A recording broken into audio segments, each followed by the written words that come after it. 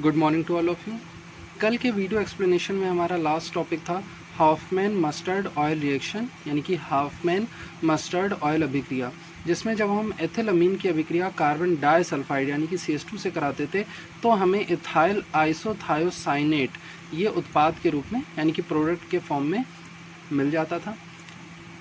इसके बनने का जो कन्फर्मेशन होता है, जो प्रोडक्ट होता है हमारा, जो उत्पाद है, इसके बनने का कन्फर्मेशन ये होता है कि बनने के बाद इसमें से सरसों के तेल की महक आती है, यानी कि मस्टर्ड ऑयल की स्मेल आती है, और इसीलिए इस अभिक्रिया को Hofmann mustard oil reaction, Hofmann mustard oil अभिक्रिया कहा जाता है। आज का हमारा जो पहला टॉपिक है वो है रिएक्शन विद फॉस्जीन। तो जब आपकी एथाइल अमीन जो है C2H5NH2 वो फॉस्जीन गैस के साथ अभिक्रिया करता है। फॉस्जीन गैस का फॉर्मूला क्या होता है? COCl2। तो जब एथाइल अमीन फॉस्जीन के साथ रिएक्शन करता है तो वो बनाता है एथाइल आइसोसाइनेट। तो जो आपका एथाइल अमीन है वो किस में कन्वर्ट हो जाता है? एथाइल आइसोसाइनेट में कन्वर्ट हो जाता है। आइसोसाइनेट का जो फॉर्मूला होता है वो होता है NCO। याद रखिएगा, CN साइनाइड ग्रुप होता है, NC आइसोसाइनाइड ग्रुप होता है, और NC में O और जुड़ जाए तो वो आइसोसाइनेट बन जाता है। नाम याद रखेंगे। तो जब एथिलअमीन फॉस्जीन गैस से अभिक्रिया करता है तो एथाइल आइसोसाइनेट C2H5 के लिए एथाइल ग्रुप और आइसोसाइनेट के लिए NCO, तो C2H5NCO प्लस 2HCl ये हमें प्राप्त होता है। नेक्स्ट रिएक्शन है रिएक्शन विद एल्डिहाइड। ये थोड़ी सी इंपॉर्टेंट रिएक्शन है क्योंकि इसमें जो प्रोडक्ट होता है, जो आपका उत्पाद है, वो एक नेम्ड कंपाउंड है, एक नामी यौगिक है। इसका नाम है शिफ बेस। इसको शिफ क्षार कहा जाता है।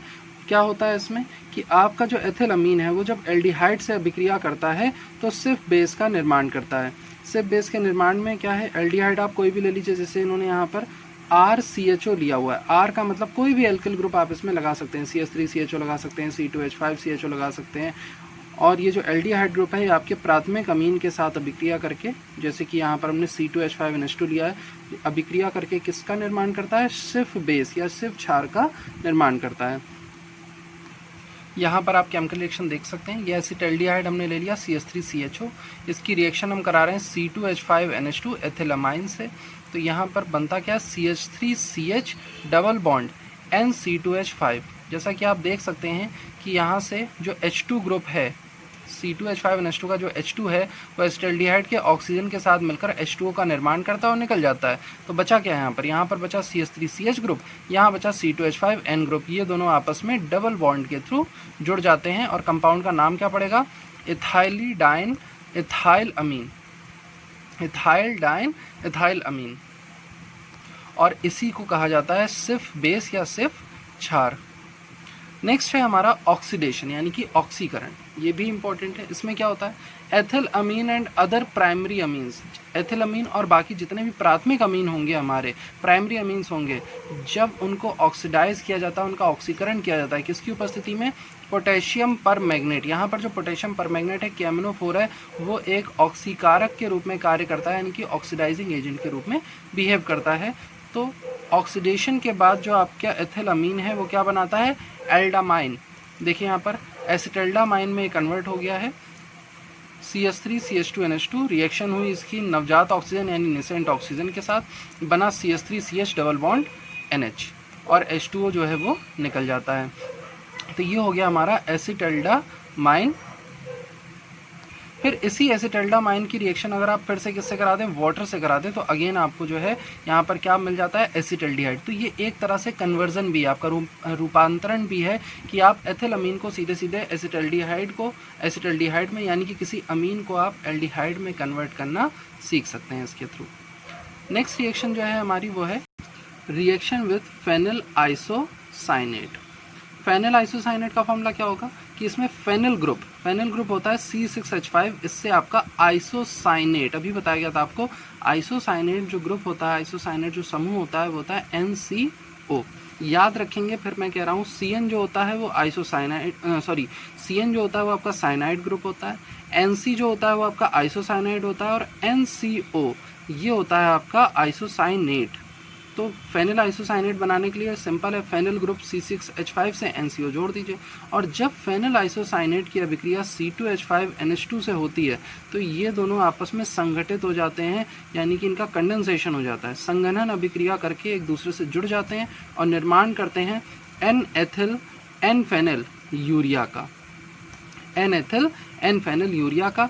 सब कुछ मिल गया। देखिए हुआ क्या यहाँ पर, C6H5NHCO NHC2H5, ये जो NHCONH है यही आपका यूरिया है और इसके एक तरफ फेनिल ग्रुप जुड़ा हुआ है, एक तरफ एथिल ग्रुप जुड़ा हुआ है। अब क्योंकि अल्फ़ाबेट में E पहले आता है P बाद में, इसलिए इसका हमने नाम क्या रख दिया, N-एथिल N-फेनिल यूरिया। नेक्स्ट रिएक्शन है रिएक्शन विद कंसनट्रेट HNO3, यानी कि सांद्र नाइट्रिक अम्ल से अभिक्रिया। तो जब हम हमारे एथिलअमीन की रिएक्शन HNO3 से कराते हैं तो हमें प्राप्त होता है इथाइल नाइट्रोसामाइन और साथ में जो जल है वो निकल जाता है। तो C2H5NH2 है वो HNO3 के साथ रिएक्शन कर रहा है, तो इसमें क्या जुड़ जाएगा, देखिए C2H5NH NO2। इसका मतलब इसमें NH2 में से H निकल गया और HNO3 में से OH निकल गया। एक O और एक H हट गया तो यहाँ सिर्फ NO2 बचा और यहाँ से एक H हट गया तो ये बचा C2H5NH। ध्यान दीजिए, HNO3 में से OH हट गया, एक H हट गया, एक O हट गया तो क्या बचा, NO2 बचा। ठीक है, यहाँ पर NO2 बचा और यहाँ से एक H हट गया तो क्या बचा, C2H5NH, और ये दोनों आपस में मिल करके क्या बना लेंगे, C2H5NH NO2, जिसका नाम है इथाइल नाइट्रोसोमाइन। नेक्स्ट हमारी रिएक्शन है रिएक्शन विद हॉफमैन्स रिएजेंट, हॉफमैन अभिकर्मक के साथ अभिक्रिया। हॉफमैन अभिकर्मक यहाँ पर क्या है, डाई इथाइल ऑक्सलेट, जिसको हॉफमैन अभिकर्मक कहा जाता है।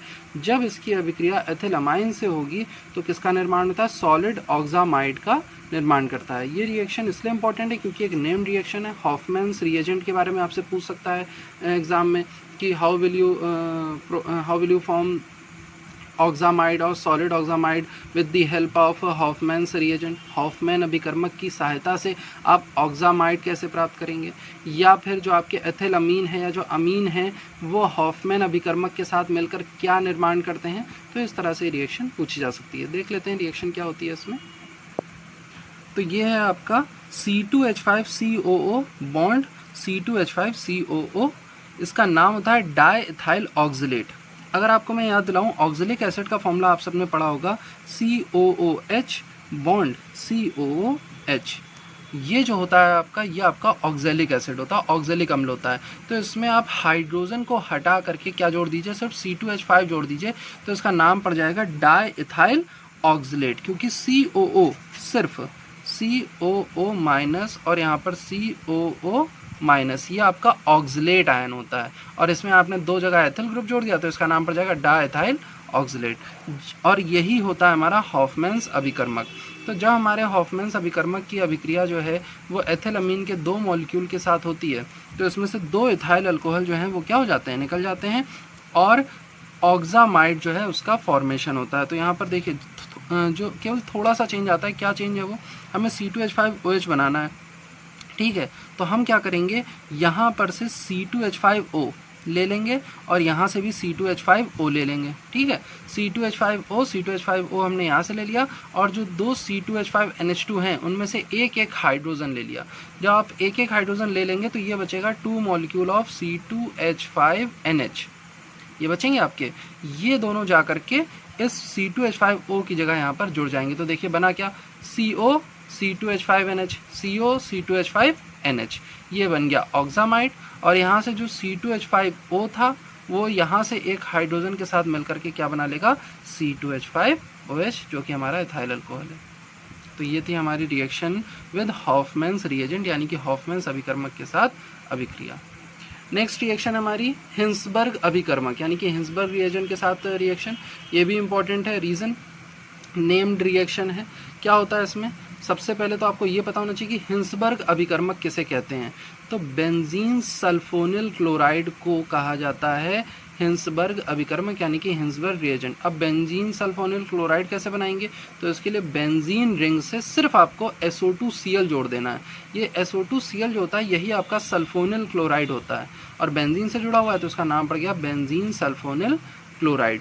और इसकी अभिक्रिया जब आप अपने एथिलअमाइन से कराएंगे तो क्या बनता है एन एथाइल बेंजीन सल्फोनामाइड।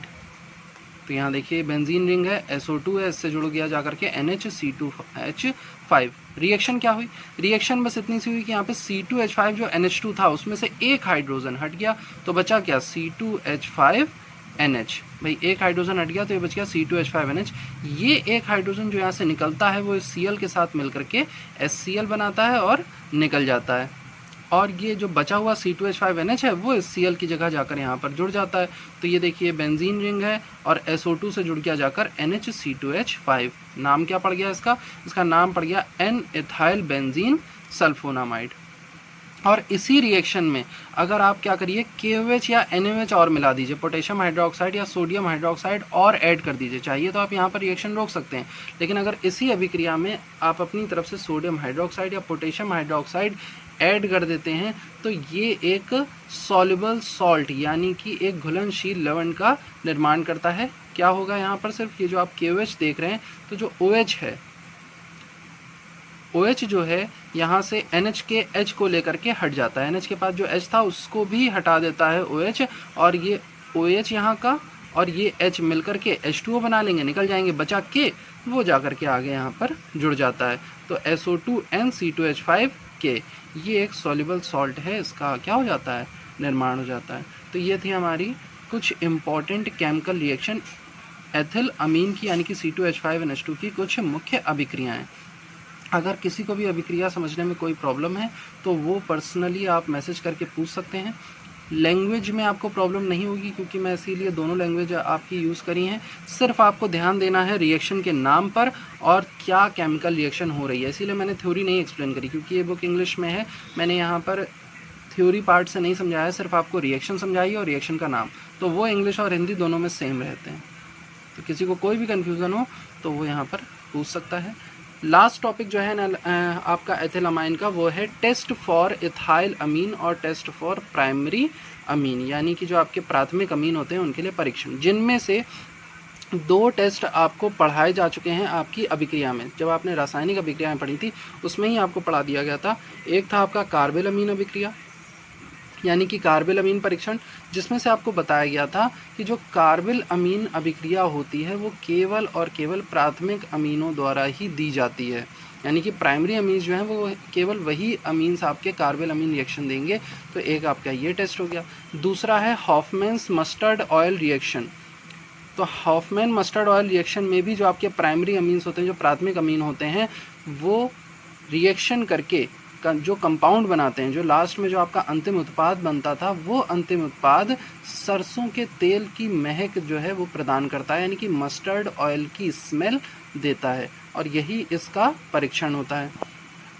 एक जो टेस्ट बचा उसमें क्या करना है, ethyl amine react with nitrous acid. ये भी आपको बताया जा चुका है वैसे कि इसमें जो एथिल अमीन होता है वो नाइट्रस अम्ल के साथ अभिक्रिया करके, अब नाइट्रस अम्ल कैसे बनाते हैं, उस नाइट्रस अम्ल को बनाने के लिए NaNO2 की अभिक्रिया HCl से कराई जाती है, जिसमें Na और Cl निकल जाता है, बचता है HNO2, और ये जो HNO2 होता है यही होता है आपका नाइट्रस अम्ल। तो जो आपका एथिल अमीन है, जो आपका प्राथमिक अमीन है, वो नाइट्रस अम्ल के साथ अभिक्रिया करके क्या बनाता है, इथाइल अल्कोहल बनाता है, और नाइट्रोजन गैस जो है वो निकल जाती है। ये इसका परीक्षण है। एथिल अल्कोहल की स्मेल यानी कि उसकी गंध के बारे में सबको पता है कि कैसी उसकी गंध है। अगर नहीं है तो जब भी आपकी लेबोरेटरीज़ जब भी ओपन होंगी इस ईयर या जनवरी में, तब आपको वहाँ पर उसकी स्मेल देखने को मिल जाएगी, मतलब स्मेल करने को मिल जाएगा। तो ये है हमारा इम्पॉर्टेंट टेस्ट ऑफ इथाइल अमीन और टेस्ट फॉर प्राइमरी अमीन। मैं आपको टेस्ट जो है वो हिंदी में भी एक्सप्लेन कर देता हूँ इस टेस्ट को। ये देखिए, एथिल अमीन के परीक्षण में आपको कार्बेल अमीन यानी कि कार्बेल अमीन टेस्ट जो था वो आपको पढ़ाया जा चुका है। कार्बेल अमीन रिएक्शन में केवल और केवल प्राथमिक अमीन ही अभिक्रियाएं देते हैं, जिसमें आप अपने अमीन की अभिक्रिया क्लोरोफॉर्म और पोटेशियम हाइड्रोक्साइड के साथ कराते थे, तो जो आपका अमीन है वो आइसोसाइनाइड में कन्वर्ट हो जाता था, यानी कि आइसोसाइनाइड में बदल जाता था। और दूसरा जो टेस्ट है वो है हॉफमैन मस्टर्ड ऑयल अभिक्रिया, जिसमें जो आपके एथिल अमीन या जितने भी आपके प्राथमिक अमीन हैं वो मर्क्यूरिक क्लोराइड की उपस्थिति में कार्बन डाइसल्फाइड के साथ गर्म किए जाते थे, CH2 के साथ गर्म करते थे, और जो उत्पाद बनता था उसमें सरसों के तेल जैसी गंध आती थी। जो पहला जो हमारा टेस्ट है, जो पहला परीक्षण है, उसमें क्या करते हैं, एथिल अमीन या जितने भी आपके प्राथमिक, चाहे वो एरोमेटिक अमीन हो चाहे एलिफेटिक अमीन, उनमें सोडियम नाइट्राइट और हाइड्रोक्लोरिक अम्ल, ये दोनों मिल करके सबसे पहले नाइट्रस अम्ल बनाते हैं। और ये नाइट्रस अम्ल आपके अमीन के साथ मिलकर, अमीन के साथ अभिक्रिया करके नाइट्रोजन गैस का निर्माण करता है और साथ में एथिल अल्कोहल बनाता है। जबकि जो आपकी एनिलीन होती है, यानी कि जो एरोमेटिक यौगिक है आपका एनिलीन, जिसका फॉर्मूला होता है C6H5NH2, जिसमें फेनिल रिंग के ऊपर NH2 ग्रुप जुड़ा होता है, तो जो आपकी एनिलीन होती है वो क्या करती है, वो डायएज़ो लवण का निर्माण करती है इसी अभिक्रिया में। तो ये आपके 3 परीक्षण हैं। इसी के साथ हमारा जो एथाइलअमीन यानी C2H5NH2 का जो टॉपिक था वो कंप्लीट होता है। किसी को कोई भी कन्फ्यूज़न है तो आप पूछ सकते हैं। अब हम स्टार्ट करने जा रहे हैं हमारा नेक्स्ट टॉपिक, जो कि है साइनाइड एवं आइसोसाइनाइड। एल्किल साइनाइड तथा आइसोसाइनाइड क्या होते हैं, साइनाइड या क्या होते हैं हमारे आइसोसाइनाइड। तो कहा जाता है, आपने एक एसिड का नाम सुना होगा हाइड्रोजन साइनाइड। ये सबसे विषैला जो है जहर माना गया है, यानी कि सबसे पॉइजनस सब्सटेंस माना गया है। इतना ज़्यादा पॉइजनस होता है साइनाइड आपका कि आप अगर इसको मुंह में रखेंगे तो ऑन दी स्पॉट जो है वो डेथ हो जाएगी, इतना ज़्यादा ये पॉइजनस होता है। तो जो हाइड्रोजन साइनाइड होता है, इसी के जो एल्किल डेरिवेटिव होते हैं उनको साइनाइड कहा जाता है, एल्किल साइनाइड। और साइनाइड में जो कार्बन है और नाइट्रोजन है, ये आपका CN, ये आपका कार्बन नाइट्रोजन, ये साइनाइड ग्रुप होता है। और इससे आकर के जब कोई एल्किल ग्रुप आपका जुड़ जाता है तो वो कहलाता है एल्किल साइनाइड। लेकिन जो एल्किल ग्रुप आपका जुड़ना चाहिए वो किसके साथ बॉन्ड बनाना चाहिए, कार्बन के साथ। अगर वो कार्बन के साथ बॉन्ड बना रहा है तो उसका नाम एल्किल साइनाइड पड़ेगा।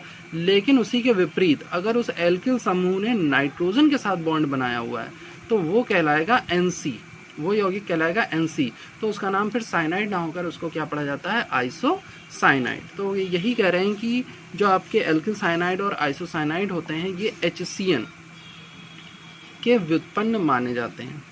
इस तरह से इनका स्ट्रक्चर होता है। ये HCN है आपका और ये आपका HNC है। हमारा जो टॉपिक है वो है एल्किल साइनाइड। तो एल्किल साइनाइड में जो हाइड्रोजन है उसको हम किसी एल्किल समूह द्वारा, किसी एल्किल ग्रुप द्वारा क्या कर सकते हैं, रिप्लेस कर सकते हैं। एल्किल ग्रुप क्या है आपके, CH3 है, C2H5 यानी कि मेथिल है, एथिल है, प्रोपिल है, ब्यूटिल है। किसी से भी आप हाइड्रोजन को विस्थापित करके, हाइड्रोजन को रिप्लेस करके एल्किल साइनाइड का निर्माण कर सकते हैं। निर्माण की विधियों में सबसे पहला जो हमें निर्माण विधि पढ़नी है वो तो हमारी ग्रिग्नार्ड अभिकर्मक से ही है, क्योंकि ग्रिग्नार्ड अभिकर्मक बहुत सारे कार्बनिक यौगिकों के निर्माण में उपयोग किया जाता है। ग्रिग्नार्ड अभिकर्मक में होता क्या है कि ग्रिग्नार्ड अभिकर्मक की अभिक्रिया जब साइनोजन क्लोराइड का फॉर्मूला ClCN, जो साइनाइड ग्रुप है उससे क्लोरीन ग्रुप जुड़ा होता है जिसको कहते हैं साइनोजन क्लोराइड, जब इसकी अभिक्रिया आप अपने ग्रिग्नार्ड अभिकर्मक से कराएंगे तो आपको एल्किल साइनाइड जो है वो प्राप्त हो जाएगा और MgHCl ये आपका निकल जाएगा। जैसे यहाँ पर देखिए RMgX ये आपका ग्रिग्नार्ड अभिकर्मक का सूत्र होता है। R की जगह हमने यहाँ पर CH3 ग्रुप ले लिया और X जो कि हेलोजन को निरूपित करता है उसकी जगह हमने Cl ग्रुप ले लिया, यानी X जो है जो हेलोजन को डिराइव करता है उसकी जगह हमने क्लोराइड ग्रुप ले लिया। तो ये हो गया हमारा CH3MgCl और इसकी रिएक्शन हमने करा दी ClCN से, यानी कि साइनोजन क्लोराइड से। तो क्या बन गया, CH3CN बन जाएगा और MgCl2 बन गया यहाँ पर। तो मैग्नीशियम क्लोराइड यहाँ पर निकल गया और CH3CN मेथिल साइनाइड हमको प्राप्त हो जाता है। नेक्स्ट जो मेथड ऑफ प्रिपरेशन है वो है एल्किल हैलाइड से। तो एल्किल हैलाइडों पर एथनॉलिक KCN की क्रिया कराने पर एल्किल साइनाइड प्राप्त होते हैं।